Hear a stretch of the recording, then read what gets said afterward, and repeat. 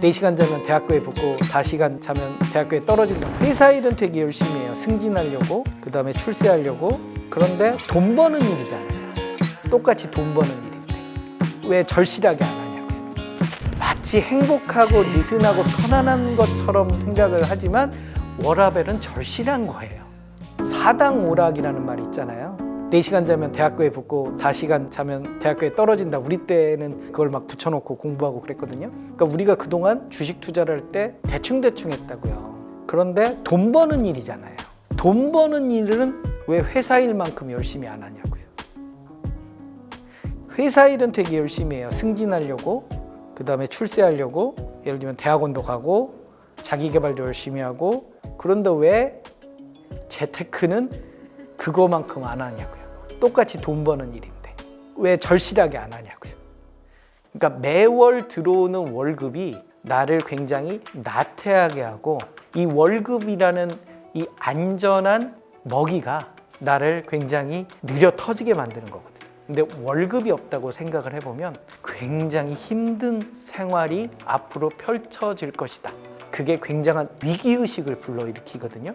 그 위기감이 나를 여러 가지 기회를 만들게 하고 그게 노력하게 되는 거죠. 그게 워라밸인 거예요. 그러니까 워라밸이 마치 행복하고 느슨하고 편안한 것처럼 생각을 하지만 워라밸은 절실한 거예요. 그러니까 제가 상어 모자도 뒤집어 쓰고 나오잖아요. 그러니까 50의 나이에 소위 재테크 강사가 그 상어 모자를 뒤집어 쓰고 나온다는 건 절박하다. 저도 대중들에게 선택되어야만 꾸준한 관심을 받을 수 있고 나름의 인지도를 높여갈 수 있기 때문에, 그러니까 재테크라는 것도 기존의 틀을 뛰어넘는 것들이거든요. 누가 안 시켜서 하는 게 재테크거든요. 이 대한민국의 교육 시스템은 시키는 것만 열심히 하면 좋은 대학교를 가고 뭐 회사에서 성공을 하고 이런 프로세스거든요. 왜 우리는 시키는 일만 열심히 할까? 시키지 않는 데에서 기회가 생기고 시키지 않는 게 결국 자기가 좋아하는 것들이거든요. 그래서 저는 그거를 재테크와 좀 연결을 해서 그 워라밸 라이프를 좀 하고 있는 거고요.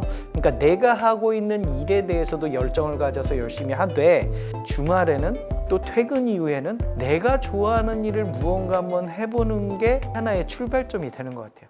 근데 중요한 건 점점 노동력이 약해진다는 거죠. 그러니까 20대 때의 노동력과 30대 때의 노동력, 50대 때의 노동력. 고령화가 빨리 온 일본은 노후 파산 문제가 굉장히 심각하다고요.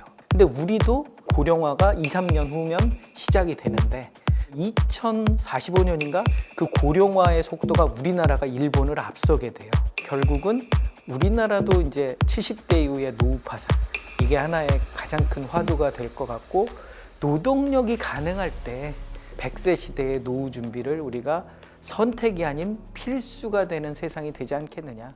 주식 투자를 이렇게 생각하면 쉬울 것 같아요. 친구에게 돈을 빌려줬다. 친구에게 돈을 빌려주는데 누구에게 빌려줄 거냐? 3천만 원을 버는데 5천만 원을 쓰는 친구예요. 당연히 돈이 부족하겠죠? 그래서 나한테 1,000만 원을 빌려달라고 해요. 빌려줄 수 있겠어요? 못 빌려준다고요. 주식 투자도 똑같거든요. 그 기업이 적자가 나는데 이 기업이 호재가 있다는 이유로 사기도 하고 과거보다 주가가 많이 빠졌다고 해서 사기도 해요. 그런데 부실 기업들은 주가가 더 빠지거든요. 그렇기 때문에 주식 투자의 첫 번째 원칙은 기업 분석을 하고 적자 기업만 사지 마라. 그리고 배당 주는 기업만 사라. 그러면 그런 기업들의 주가가 많이 빠졌을 때 추가 매수 관점으로 접근해서 매수 단가를 최대한 낮추면 긴 호흡으로 과연 내가 손해볼 수 있겠느냐라는 거죠.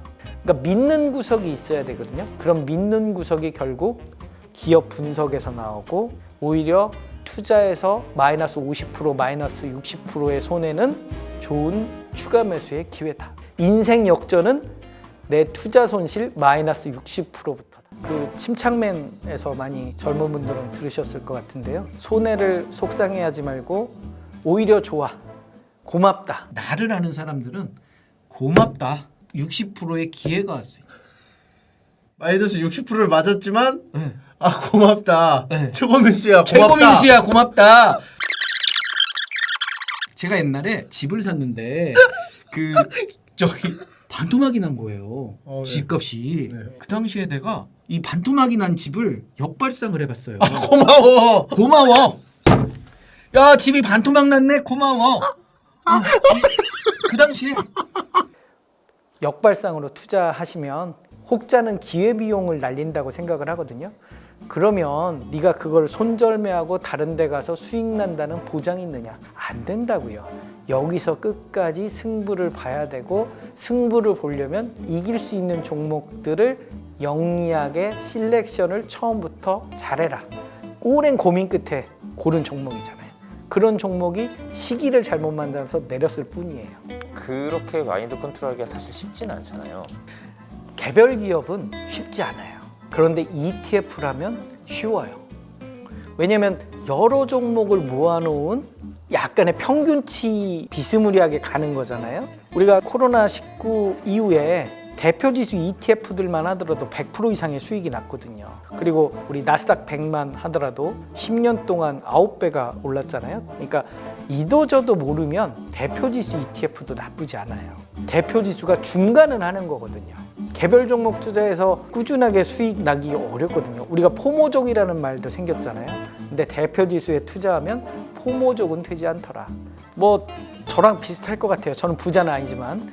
그러니까 부자라는 건 내 돈을 크게 불릴 것인가의 문제는 뒤로 하고 잃지 않아야 된다는 데에 방점을 두시거든요. 근데 지킨다라고 봤을 때는 ETF가 가장 안전한 측면이 있거든요. 부실 기업들은 그리고 개별 기업들은 혹시 모를 리스크에 굉장히 노출이 되어 있잖아요. 근데 ETF는 10종목 이상을 모아놓은 펀드예요.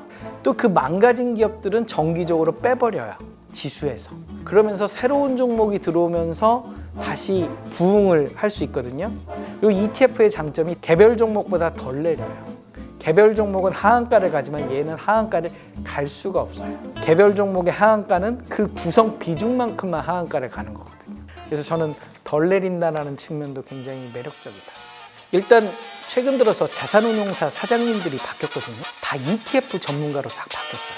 그리고 기존에 잘 나가는 ETF 그 자산운용사의 내부 승진도 상당히 많이 이루어졌어요.